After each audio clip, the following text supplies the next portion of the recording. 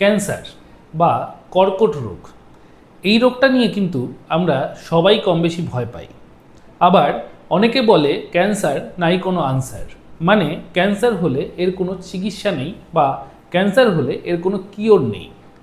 সত্যিই কি এরকমই ব্যাপার, নাকি এখন মডার্ন চিকিৎসাতে ক্যান্সারের কিছু কিওরেবল অপশন বা কিছু কিওরেবল ওষুধ বেরিয়েছে, সেটা সম্পর্কে কিন্তু আমি আপনাদেরকে অবগত করাবো।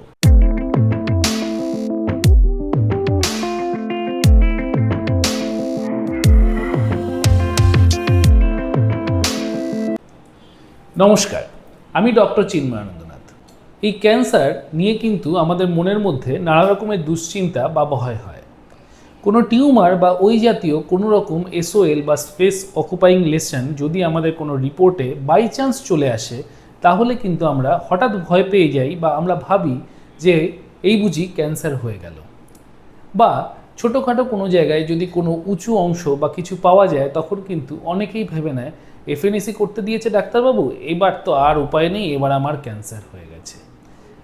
সবসময় কিন্তু এটা সত্যি নয়। অনেক ক্ষেত্রে অনেক যে টিউমারগুলো হয় বা স্পেস অকুপাইং লিশন বা কোথাও কোনো রকম ছোট ফুসকুড়ি বা উঁচু হয়ে যাওয়া বা কোথাও মাংসপিণ্ড পেলে, এটা কিন্তু ক্যান্সার নাও হতে পারে। কিন্তু যদি আপনার কোনো রিপোর্টে বা আপনার কোনো শরীরের অঙ্গ প্রত্যঙ্গে এই ধরনের কিছু পান, তাহলে কিন্তু দেরি না করে ডাক্তারবাবুর পরামর্শ নেওয়া উচিত। যদি এফএনএসি লেখেন ডাক্তারবাবু, করিয়ে নেওয়া উচিত।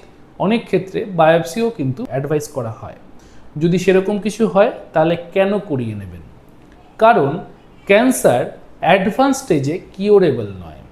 ক্যান্সারের বিভিন্ন রকম স্টেজিং রয়েছে। যদি প্রাইমারি স্টেজ বা গ্রেড 1 বা গ্রেড 2 এর মধ্যে আপনার ধরা পড়ে, সেক্ষেত্রে কিন্তু কিছু কিছু ক্যান্সার কিওরেবল। কিভাবে কিওরেবল? অনেক ক্ষেত্রে সার্জিক্যাল এক্সিশন করা হয়, অনেক ক্ষেত্রে কেমোথেরাপি, অনেক ক্ষেত্রে কিন্তু রেডিওথেরাপি। এছাড়াও কিছু অ্যাডভান্স ক্যান্সার রিলেটেড থেরাপি আবিষ্কার হয়েছে বা ক্যান্সার হসপিটালগুলোতে কিন্তু ক্রমাগত দিয়ে পেশেন্টকে সুস্থ করা হচ্ছে। তাই যদি আপনি প্রাইমারি লেভেলে সেটাকে ডিটেক্ট করতে পারেন, তাহলে কিন্তু এই যে ক্যান্সার হলে আনসার নেই, সেটা কিন্তু সব ক্ষেত্রে ঠিক নয়। তবে কখন ঠিক হবে না? যদি এই ক্যান্সারটা অনেকটা অ্যাডভান্স স্টেজে চলে যায়। যেহেতু ক্যান্সারটা একটা পার্টিকুলার জায়গায় স্থির থাকে না, মানে কোনো জায়গায় যদি ক্যান্সার হয়, তাহলে শুধুমাত্র সেই জায়গাটাকেই সে নষ্ট করে না, সে কিন্তু সারা বডিতে ছড়াতে শুরু করে। তাই যদি সারা বডিতে আপনার ক্যান্সারের যে জার্মস বা ক্যান্সারের যে জীবাণু রয়েছে সেটা ছড়িয়ে যায়, তাহলে কিন্তু অনেক ক্ষেত্রেই এই ধরনের থেরাপি দিয়েও খুব একটা ফলপ্রদ আশা বা ফলপ্রদ রেজাল্ট পাওয়া যায় না। যদি লোকাল জায়গায় ক্যান্সারকে অ্যারেস্ট করে দেওয়া যায় বা লোকাল জায়গায় ক্যান্সারটাকে বন্ধ করে দেওয়া যায়, তাহলে কিন্তু ক্যান্সার অনেক ক্ষেত্রেই স্প্রেড করতে পারে না। যদি স্প্রেড না করে, তাহলে আপনার অন্য যে অঙ্গ প্রত্যঙ্গগুলো রয়েছে সেটা তুলনামূলকভাবে কিন্তু বেঁচে যাবে। যদি বেঁচে যায়, তাহলে আপনার কিন্তু কিওর হওয়ার আশাটাও আগের থেকে অনেকটাই বেড়ে যাবে। তাই যদি কোনো রিপোর্টে আপনার কনফিউশন হয় বা কোনো রিপোর্টে এই ধরনের এই পান, তাহলে প্রথমেই ভয় না পেয়ে ডাক্তারবাবুর সঙ্গে পরামর্শ নিন। আপনি যে জেনারেল ফিজিশিয়ান বা যে ডাক্তারকে আপনি দেখান বা আপনার ফ্যামিলিতে যে ডক্টর রয়েছেন, তার সঙ্গে আলোচনা করুন এবং আলোচনা অনুযায়ী পরবর্তী স্টেপ নিয়ে কিন্তু ভাবতে পারেন। তাই বলে সমস্ত এফএনএসি রিপোর্ট যে ক্যান্সারই বেরোবে বা সমস্ত বায়োপসি রিপোর্ট যে ক্যান্সার বেরোবে, এই ধারণাটা কিন্তু মন থেকে বার করে নিন। কারণ আমি অনেক পেশেন্টকে ট্রিট করতে গিয়ে দেখেছি, বা আমি অনেক পেশেন্টকে যখনই এফএনএসি বা বায়োপসি প্রেসক্রাইব করি, তখনই সেই পেশেন্টের মনের মধ্যে একটা বড় ভয় তৈরি হয়ে যায়। ডাক্তারবাবু, আমার কি ক্যান্সার হয়ে গেল? বা আপনি কি ক্যান্সার ভেবে এই ধরনের রিপোর্ট লিখছেন? সব সময় কিন্তু নয়। কারণ বায়োপসি বা এফএনএসিতে কিন্তু সবসময় ক্যান্সার ধরা পড়ে না। ক্যান্সার ছাড়াও অন্যান্য অনেক রোগ রয়েছে, যেই রোগগুলো এই বায়োপসি বা এফএনএসিতে ধরা পড়ে এবং সেই জিনিসটার কিন্তু চিকিৎসা আলাদাভাবে করা হয়। এবারে আমি আসছি, আপনার ক্যান্সার ধরা পড়ল, তাহলে কাকে দিয়ে চিকিৎসা করাবেন? দেখুন, ক্যান্সার যেহেতু একটা স্পেশাল রোগ বা একটা অন্য ধরনের রোগ, এই রোগের চিকিৎসা কিন্তু আপনার ট্রিটিং ডক্টর বা আপনি যাকে দেখাচ্ছেন সে পুরোপুরিভাবে নাও করতে পারে।